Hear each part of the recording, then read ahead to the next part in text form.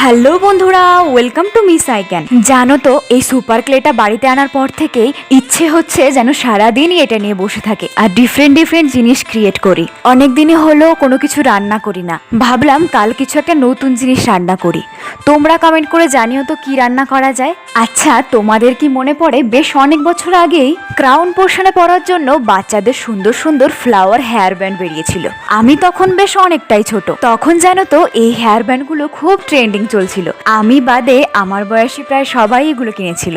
আমারও একটু একটু কেনার ইচ্ছে হয়েছিল, কিন্তু বরাবরই যেহেতু আমার চুল খুব ছোট ছিল, তাই আমাকে পরলে ভালো লাগতো না, তাই আমি কিনিনি।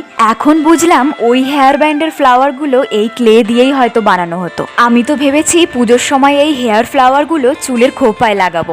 আমার আজকের কাজটা তোমাদের কেমন লাগলো কমেন্টে অবশ্যই জানাও, আর ভালো লাগলে প্লিজ লাইক করে চ্যানেলটা সাবস্ক্রাইব করে দিও, আর ফেসবুক থেকে দেখে থাকলে পেজটা প্লিজ ফলো করে দিও।